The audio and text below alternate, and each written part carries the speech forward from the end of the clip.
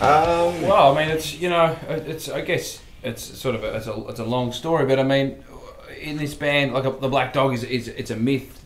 That was a legend. You know, like people find themselves they can wake up in the middle of the night with their chest being crushed, and then there'll be the black dog to bite their face off. And I mean, we've always had a black dog with us. There's been a dog with us, a companion kind of thing that's always been there. This aggressor, the driving force, and we just thought, this is the album we've always wanted to make. So let's, we'll make it known that it's there. It's our black dog, and it's yeah. And the lyrics in the song on the album are pretty descriptive of kind of what it's about. Yeah. So describe the legend of the. It kind of describes our point and why it pertains to Airbourne and what Airbourne is in the world right now. In the world right now. Okay. So yeah. It's a very sort of draw the line in the sand, and it's a very good description for the whole sort of record, and a good sort of idea about what Airbourne is. Yeah, and basically rock and roll in this day and age of where we're at and what's going to happen, what we're going to do. Yeah.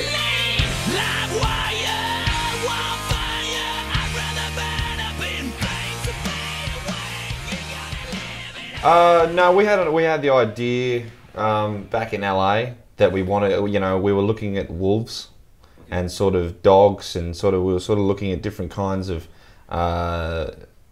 sort of stuff like that. And we knew we wanted, a kind of very sort of a vicious image. Yeah. We wanted it to be simple but effective. And I mean, I remember the dog has come. Like I've had it in my dreams before, and when we were working on the artwork, I remember Ryan. We had this idea, and it's like that's. I remember seeing that and going, "Fuck, that's like the thing I've seen in my dream."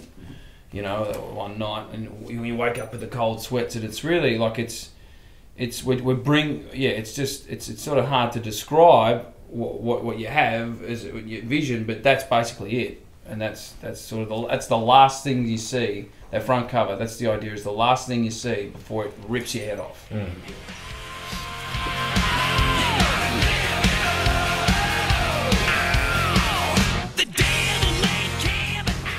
Yeah, keep it tight, keep it right, classic. Yeah, keep it... And no bullshit. Undeniable, sort of. Every song really had to actually make its place.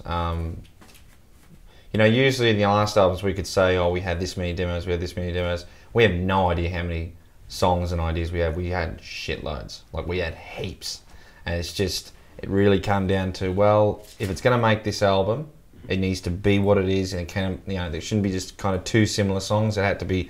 really had to make its place, and the whole album had to flow through. We didn't know what track 10 was going to be until the last sort of few weeks of recording. But every song had to earn its place, and if you notice when you listen to the album from start to finish, not one song is the same.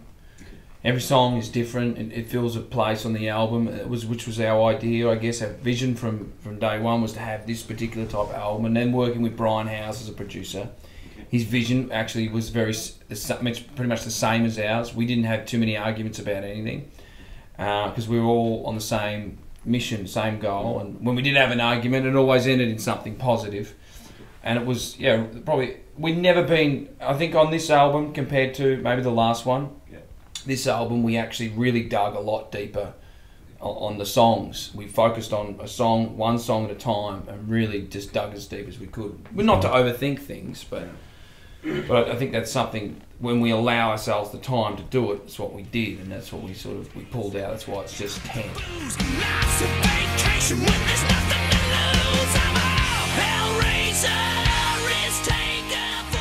I guess this has sort of got the aggression kind of that we saw on Running Wild. Yep. But there's still a fun factor that sort of was on No Guts as well.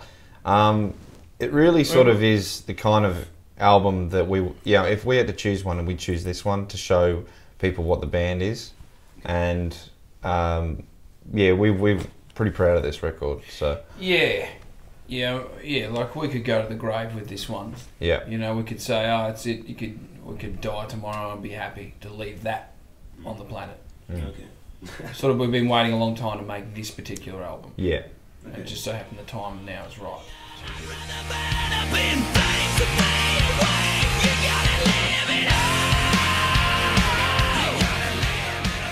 Well, I mean, that song, that particular song, Animalize, it's, we went to Vegas for a few days and we met up with a guy out there and a producer actually, because we were meeting producers over here. And we spent a bit of we had like about 3 or 4 days there, so yeah, we kind of said, why don't we just press record and see what happens? Because we were having a few beers, a few drinks, and let's just press record and see what happens. And that song's literally about our time in Vegas.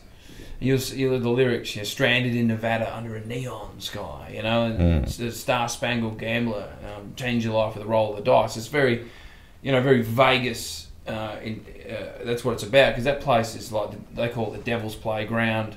So much sin and sex and fucking, it's a crazy place, that town. And we thought, that really fits in, because every time we go there, we always have a good time. And we've seen so many people that go there and have a good time. I thought, let's make a song about it, and lo and behold, it ended up on the album.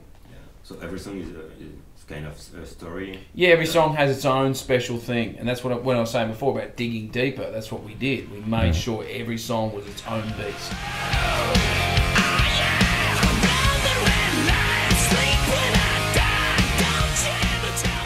Probably Brian Howes, the producer. That's his style of production. Okay. You'd see, like an example, like someone like Mutt Lang has a style of that, his production, and Bob Rock has a style, and Bruce Fairbairn, has a style. Okay. That's Brian Howes' production style. His way of capturing the band and putting it on tape and delivering it. Okay.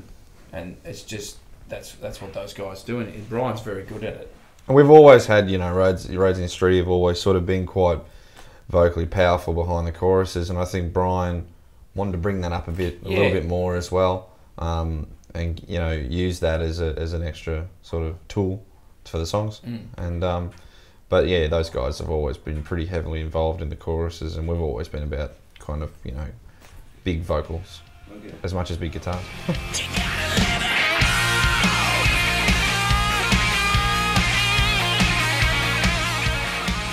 Oh, okay. So Cradle to the Grave. Well, I mean, it's literally also saying from when you're born until you die, from the cradle to the grave, we're going to rock and roll the whole way. I think, and that's what we see that when we play shows, whether like be here in France or in England or in Germany or in the US, wherever we play, we see that in the crowd too. The guys with the fist pumping up the front, or even all down the back and the sides, the denim jackets, the Iron Maiden patches on their backs. They rock all their whole life, and that's sort of what we wanted to. Like I was saying before, every song is its own beast, and that's something that we had never done on an album before, or had acknowledged or brought to the album, to the band. So, because we've always felt it when we go on the road. But it's like, even our crew, it's like from the cradle to the grave, Yeah, and the other line in there is from the cradle to the grave, I will never be a slave. So it's, from as soon as you're born till you die, you don't, if you don't agree with the system, then you don't have to live it. You rebel. You rebel and rock and roll and drink and have fun. Yeah.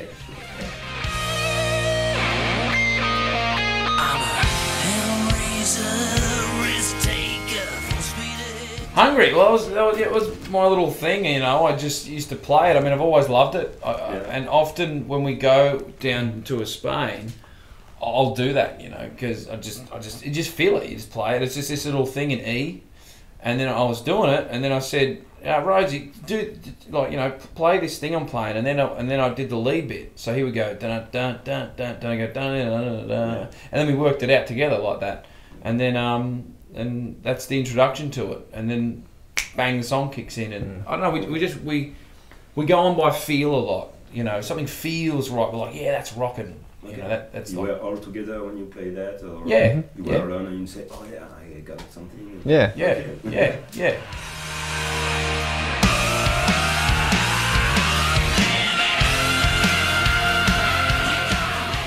Well, we're always trying to go larger and bigger. We're forever buying more Marshall. Well, we don't need to buy Marshall cabs because Marshall's great with us, and we love Marshall. And but we're always trying to go bigger and always trying to move on up and play bigger shows and just keep playing. And we've made the record now, and now we're going to get in the tour bus and start touring. And I think this will be the biggest tour that we've done to date, longest.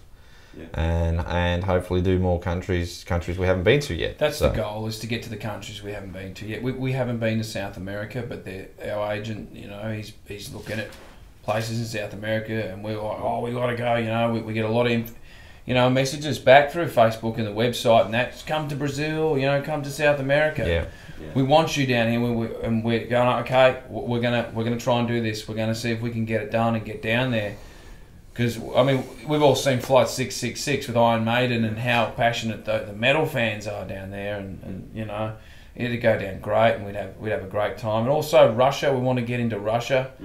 We've never been there, and get back to Japan. Yeah, but try and get back to Japan. Yeah, there's a lot of places we haven't been, and also there's lots of places in France we haven't been. Yeah. And we want to play more around here, and the countries that we've already played in. We want to start playing the outer corners. You know, we want to get everywhere, and that's what's gonna, you know, that's why we work so hard on this album, so we could have an album to go out and tour. Yeah. You know, for as long as we want, and just keep going and going and going.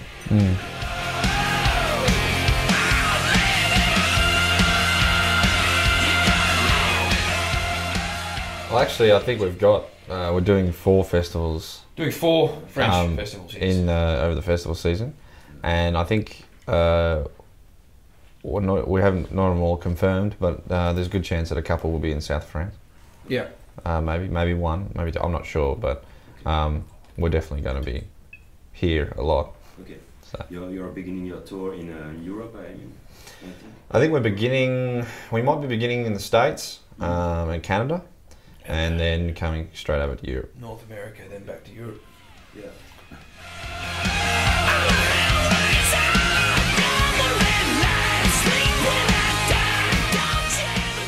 No, I mean, it's a different kind of pressure. I mean, the pressure is to do the best you can. And the best, I mean, every song developed its own pressure, because we had a bar that had to be beaten, and Brian would raise the bar too. So between ourselves and Brian, it was always, can we do this better? Can we make this pop better? Can we, this chorus, can it jump out more? Can this section, can we rock harder here? Can we get more rock and roll into this song? Or can we pull it back and get some more feel and then launch it back in? We really, we went through every single way to do this. And not just that, it was also in the guitar department. I mean, there's so many different variables, and we tried them all out, and we spent, constant hours and hours, and it's very scientific with the guitars to get the sound. But I mean, after all that, as soon as you hear a sound that you love, and everyone goes, "Fuck yeah, that's it, that's the sound." All right, then we move on. So it was very intense. This was the most intense album we've ever made. We've never worked so hard, 7 days a week, and they were long hours. But it wasn't because we were at schedule. It's because we were all so excited to get in every day to the studio and work on this thing, because everybody was a beast. We were building this beast that we were making, and it's every song was just coming alive, and it was sort of like, to keep it all together was it gets a little crazy, but that's, Brian, as a producer, like a director in a film, he has to keep everybody together and focused and on track, and it was a good ride, this album, to make. Okay.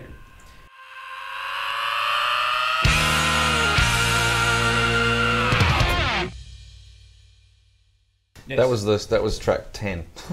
The last track. And we after track 9, we weren't sure what the last song was going to be, and we were working on some ideas. But then for fun, Joel just started playing Ready to Rock, and Brian went, "What the fuck is that?" What's that riff? And he goes, "Oh, it's Ready to Rock." And he goes, "What's Ready to Rock?" And then so we sort of pulled it out and we started working on it, and we'd already had some lyrics that we'd worked on.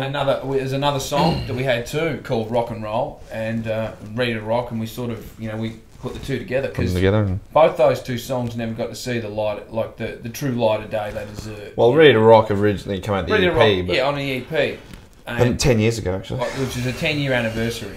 The album's got 10 tracks. It was a 10-year anniversary of Ready to Rock being recorded, and it just had the power, and the passion that we just envisioned those crowds that we play for, whether it be like Hellfest or Wacken. And we're playing this song, we're working on it, going, wow, imagine opening the show with this, or imagine playing this in front of these crowds. They're gonna love this. They're really, because we were having so much fun playing it. We were like, this is Airbourne song. This is a French Airbourne-France song. This is a rock and roll song, and then it's just Get Ready to Rock, and we're like, we got to do this. So we made it track 10, and now it looks like it'll be track 1. Track 1. Yeah. It's a good opening. Thank you. Thanks, mate.